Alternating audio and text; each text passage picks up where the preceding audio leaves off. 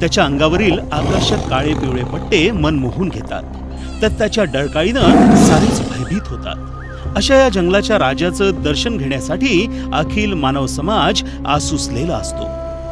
आणि याच कल्पनेतून आकारास आलं बाळासाहेब ठाकरे गोरेवाडा आंतरराष्ट्रीय प्राणी उद्यान. देशाच्या हृदयस्थानी वसलेलं शहर नागपूर, महाराष्ट्राची उपराजधानी असलेल्या संत्रानगरीत या प्राणी उद्यानानं नवा इतिहास घडवला आहे. 9 वाघांसह इथे आहेत 24 बिबट, 10 अस्वल, 18 माकडं, 23 नीलगाई. इंडियन सफारी अंतर्गत इथे एंट्रन्स प्लाझा, वाघ सफारी, बिबट सफारी, अस्वल सफारी आणि तृणभक्षी प्राणी सफारीचे काम पूर्ण झाले आहे. या सफारीसाठी वन्य प्राणी या उद्यानात स्थलांतरित करण्यात आले आहेत. 1914 हेक्टर वनक्षेत्रावर देशातील अशा प्रकारचं हे सर्वात मोठं आंतरराष्ट्रीय स्तरावरील प्राणी उद्यान विदर्भाच्या पर्यटनाला नवी उंची बहाल करण्यास सज्ज झालं आहे.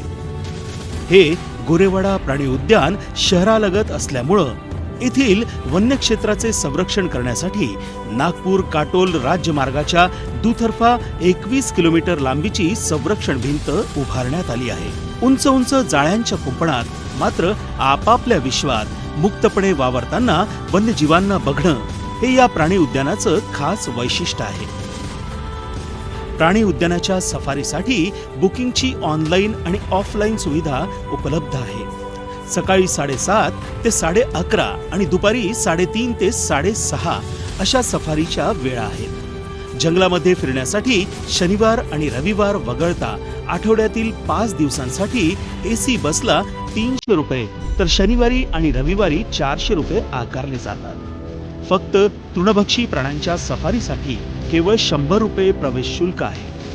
जंगल सफारी आणि निसर्ग पायवाटेसह पर्यटक इथं सायकल सफारीचाही मनमुराद आनंद लुटू शकतात.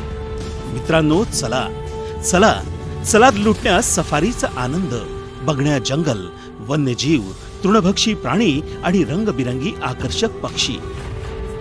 संत्रानगरी नागपूरचा आणखी वाढला मान, उघडले जनमनासाठी बाळासाहेब ठाकरे गोरेवाडा आंतरराष्ट्रीय प्राणी उद्यान.